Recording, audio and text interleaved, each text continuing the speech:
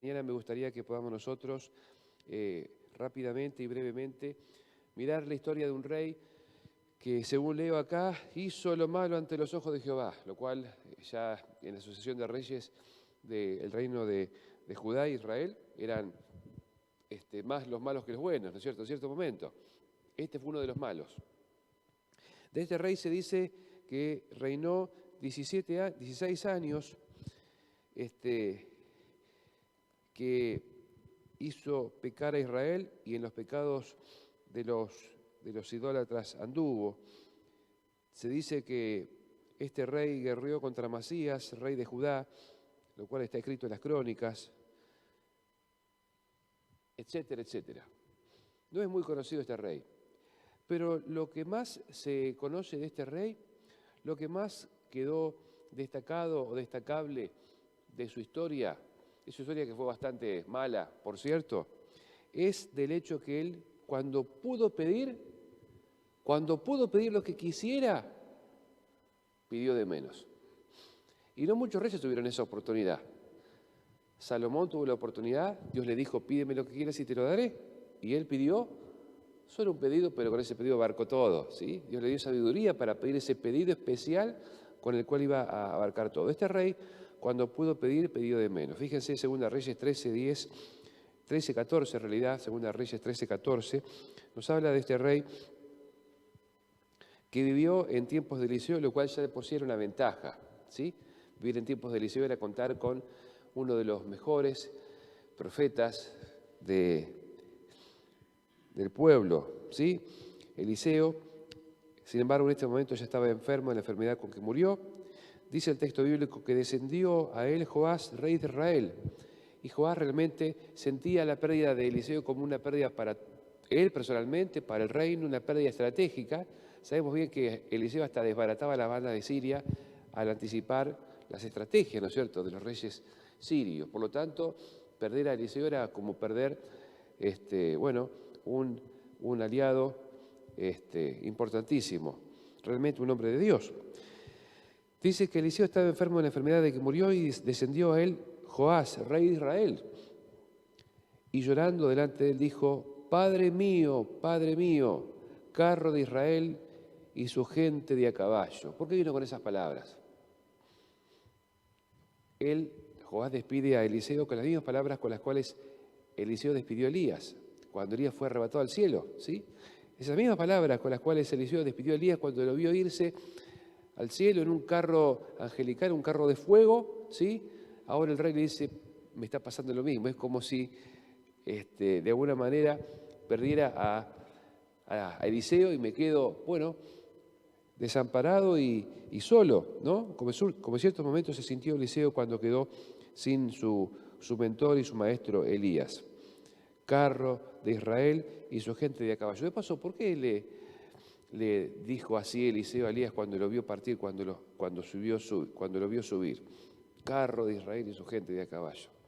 Bueno, basado justamente en lo que estuvimos viendo el otro día, cuando Dios hace llover, ¿no es cierto? Ahí avanza Elías delante del rey Acab, ¿no es cierto? Corriendo delante del carro y así le abre camino para justamente que llegue hasta su casa, lo cual era bastante extraño, ¿no es cierto? Pero así Elías era, el que iba delante del pueblo.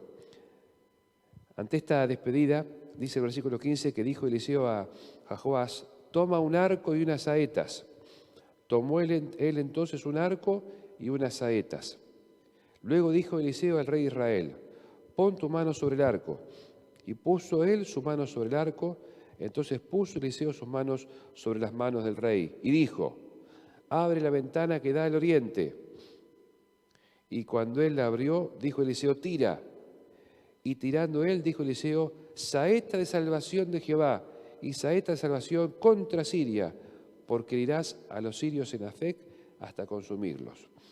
Bueno, fíjense ustedes que estaba allí Eliseo dejando una profecía para los próximos tiempos. No se iba a ir solamente enfermo y triste por su enfermedad, sino que iba a dejar por la palabra de Dios ya la garantía de la bendición de Dios en la lucha que persistía contra los sirios. Bueno, allí vemos que Joás estaba dispuesto para pelear, ¿sí? Para luchar.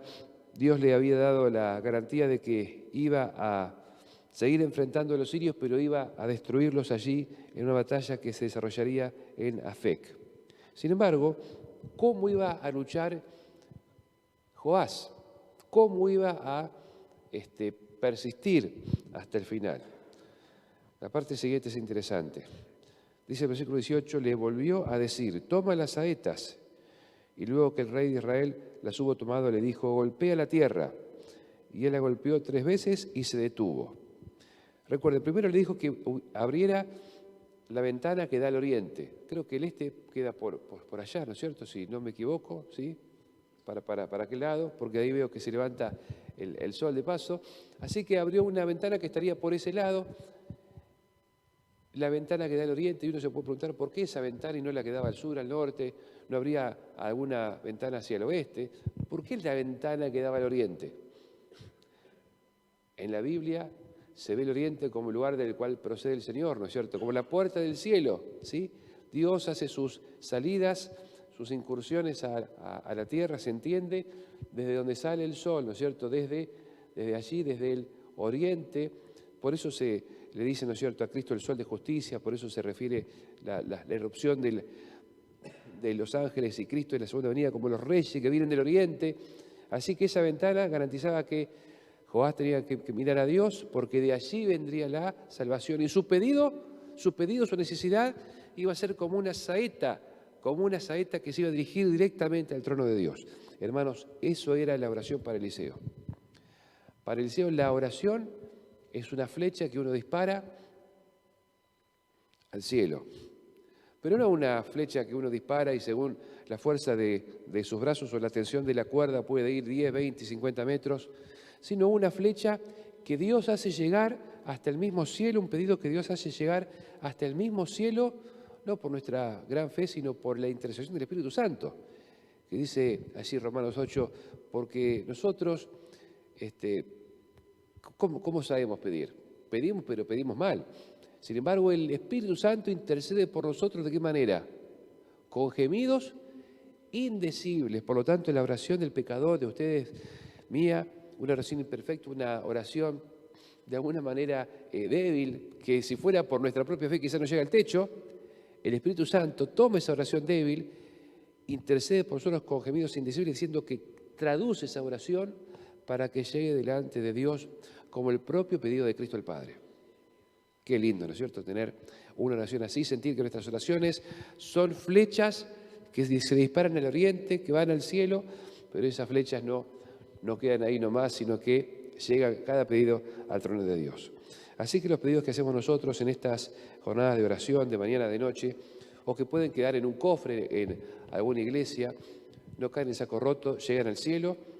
Incluso las dificultades que el ser humano afronta tampoco caen en saco roto, porque dijo el mismo salmista, pon mis lágrimas en tu redoma, ¿no? Cada lágrima, cada dificultad que el hombre pasa está en la redoma del Señor.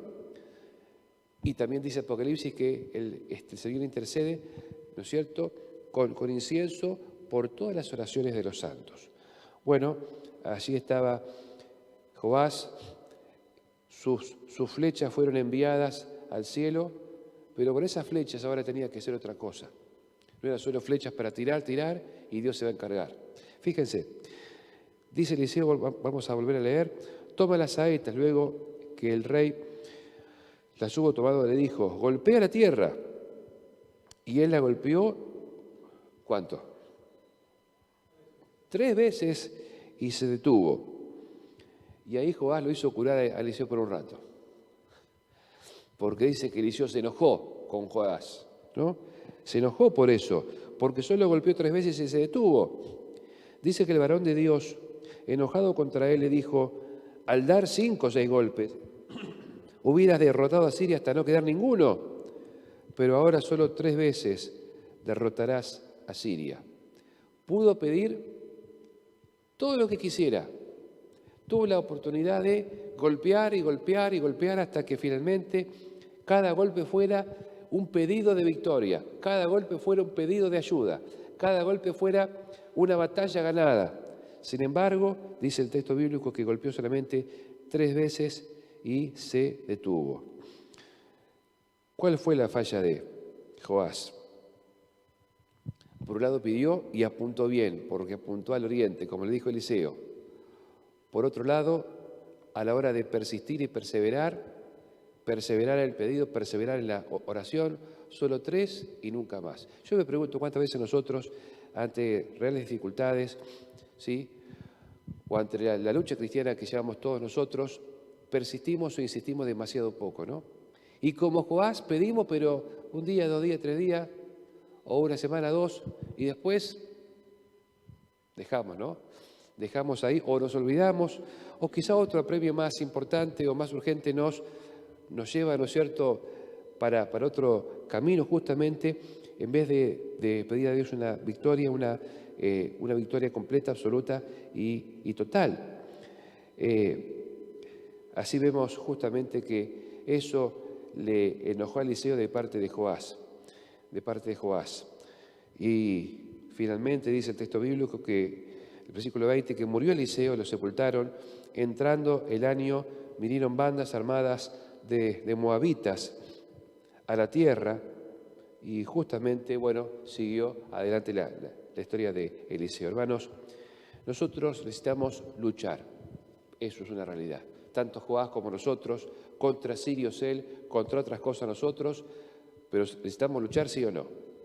Tenemos que luchar. Ahora, tenemos que apuntar hacia donde Dios quiere, unidos con los profetas, unidos con el mensaje, y machacando hasta vencer. Los hombres de Dios pasan, Eliseo pasó, que era bueno, Joás pasó, que era malo, pero la lucha, la guerra continúa, y la bendición divina no depende de que Joás lo tenga Eliseo vivo, no depende de que tengamos a Elena de Juárez viva, sino que la visión divina, hermanos, depende de que luchemos sin desmayar y sin conformarnos. Luchemos hasta vencer. Pidamos, insistamos, persistamos hasta que la victoria sea completa y absoluta. Los sirios, ¿no es cierto?, fueron derrotados, antes o después fueron derrotados, pero nosotros enfrentamos a uno que es mucho peor porque no lo vemos y es mucho más astuto, mucho más sabio y afecta a la iglesia, a las familias, al mundo entero. Por lo tanto, que las flechas se dirijan hacia el trono de Dios, y no solo eso, sino que esas mismas flechas, persistiendo y perseverando en oración, nos pueden hacer de alguna manera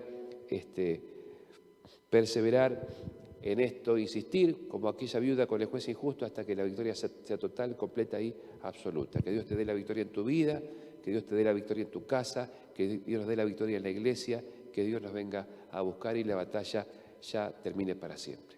Dios nos bendiga y oremos por esto.